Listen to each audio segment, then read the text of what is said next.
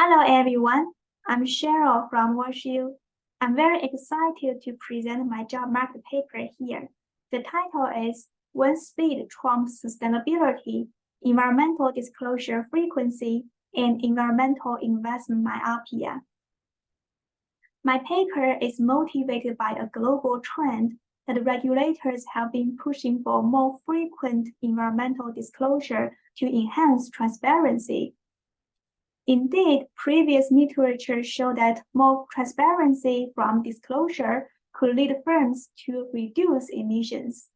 However, besides increasing transparency, more frequent emission disclosure also implies a shorter measurement horizon. Theory tells us that a shorter measurement horizon could push firms towards short-term gains at the expense of long-term benefits. We have seen evidence in financial disclosure where more frequent financial disclosure could induce managers to cut investment or conduct more earnings management.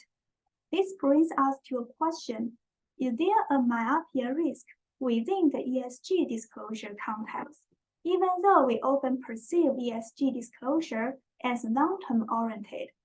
If this is the case, what could be the form? This paper examines whether increasing the frequency of mandatory emission disclosure could induce firms' myopia in their environmental investment. Different from previous literature that treats green investment uniformly, I navigate firms' choices between two types of environmental projects. One is a short-term end-of-pipe solutions that treats pollution after production, such as ending scrubbers in a chimney. It is a quick fix, but it often creates another type of pollution when treating one. The other one is a clean technology that upgrades facilities to prevent pollution at the source, such as using renewable energy. It provides long-term environmental benefits, but it takes a much longer time to implement. I argue that more frequent emission data could increase the public oversight. For example, it allows local citizens to easily and timely identify overpolluting firms that cause them suffer. Then they can file complaints to facilitate regulatory enforcement. That is pretty much a reflection of my personal experience. And in fact, the real emission data have triggered over 3 million complaints to EPA via the social media, and EPA indeed responds to those complaints. Therefore, such a public oversight will increase the risk of incurring penalties, and firms will be induced to act fast. Since they have limited resources, they will prioritize the short-term solution over the long-term ones.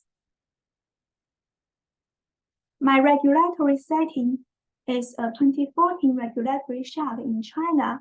This regulation mandates national key monetary enterprises to shift from annual to daily emission report. However, other public firms from heavily polluting industry retain the same annual frequency. This regulation requires treated firms to upload their real-time emission data to a provincial platform. For example, you can see even hourly pollutant data for each emission points in Huadian Power from the Shandong provincial platform. To examine the impact on environmental investment, I hand-collected project-level data from financial statements and CSR report. I then categorize them into the two types of environmental projects. Projects emphasizing energy efficiency, featuring new energy or technology retrofit, were generally classified as clean technology.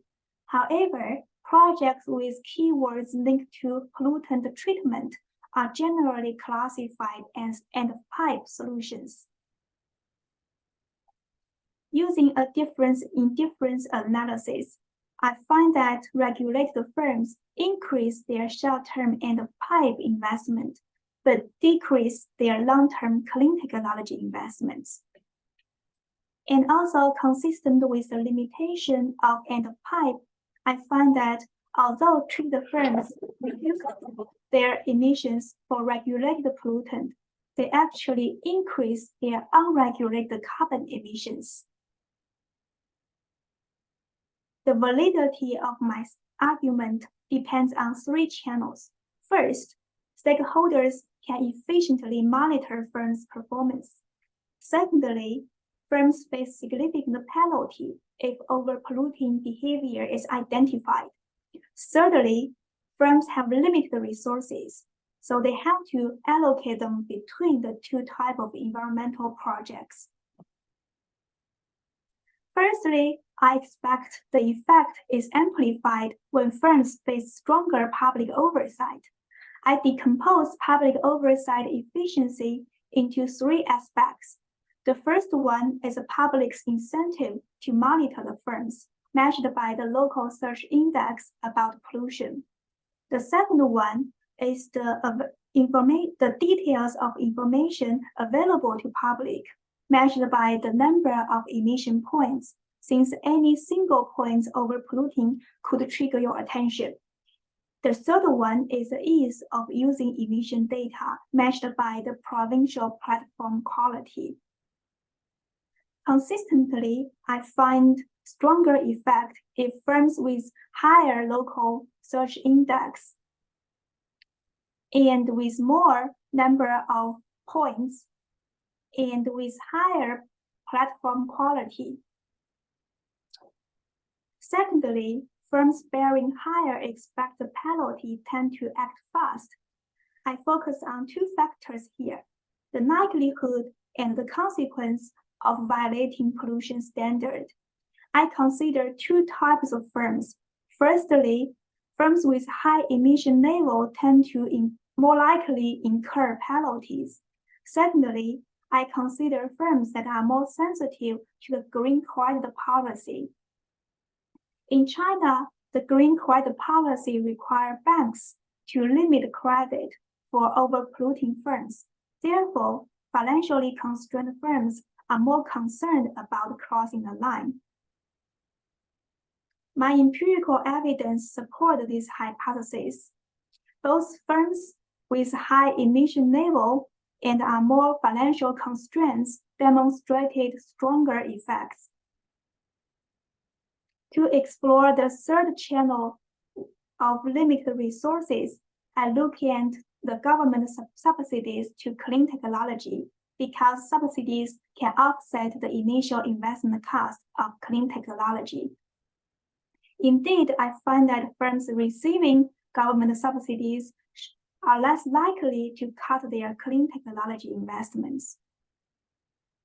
Overall, my paper highlights an unintended consequence of more frequent environmental disclosure by demonstrating firms' myopic environmental investment decisions.